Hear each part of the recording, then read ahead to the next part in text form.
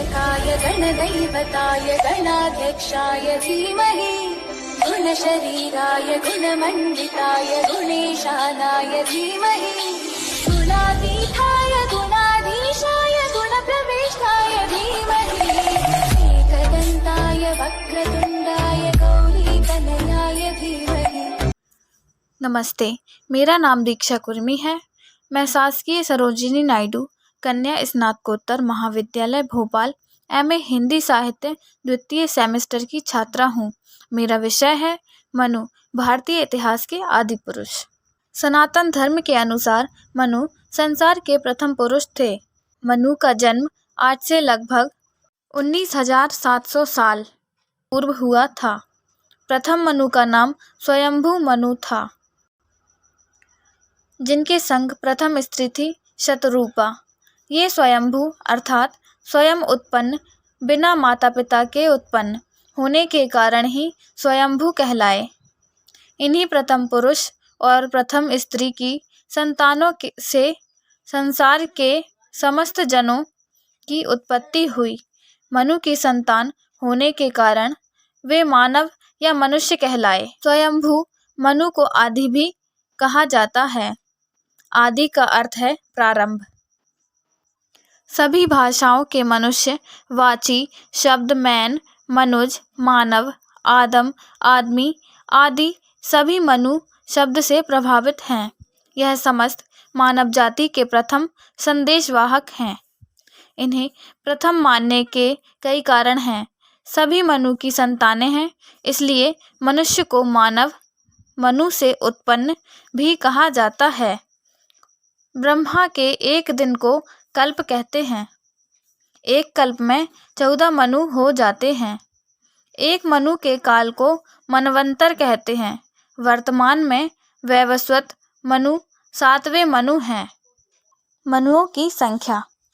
हिंदू धर्म में स्वयंभू मनु के ही कुल में आगे चलकर स्वयंभू सहित कुल मिलाकर क्रमशः 14 मनु हुए। महाभारत में 8 मनुओं का उल्लेख मिलता है। वह श्वेतवराह कल्प में 14 मनुओं का उल्लेख है। जैन ग्रंथों में 14 कुलवरों का वर्णन मिलता है।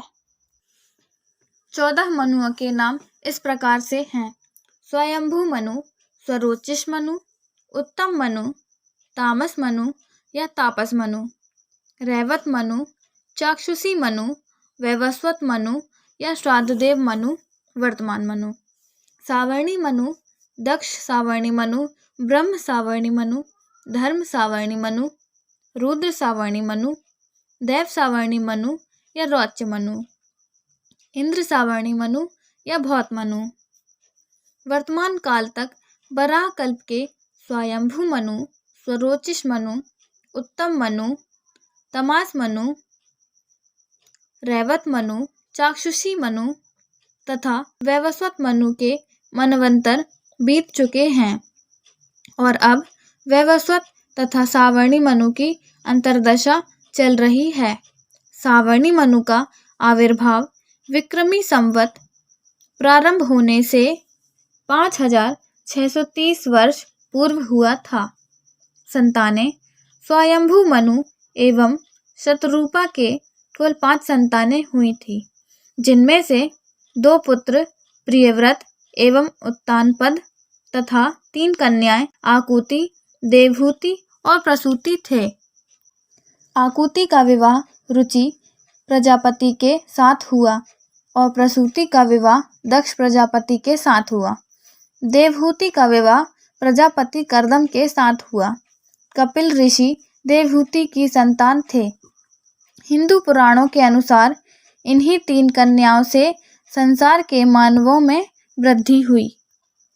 मनु के 2 पुत्रों प्रियव्रत और उत्तानपद में से बड़े पुत्र उत्तानपद की सुनीति और सुरुचि नामक 2 पत्नी थीं। उत्तानपद ने सुनीति से ध्रुव तथा सुरुचि से उत्तम नामक पुत्र उत्पन्न हुए। ध्रुव ने भगवान विष्णु की घोर तपस्या कर ब्रह्मांड में ऊंचा स्थान पाया।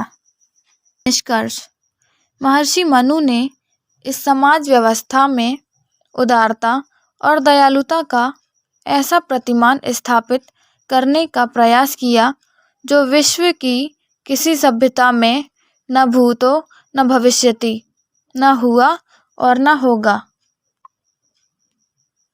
एमए हिंदी साहित्य, द्वितीय वर्ष, तृतीय सेमेस्टर, तृतीय प्रश्न पत्र, आधुनिक हिंदी काव्य और उसका इतिहास। लेखन कार्य: एमए हिंदी साहित्य, द्वितीय वर्ष, तृतीय सेमेस्टर के आंतरिक मूल्यांकन प्रथम की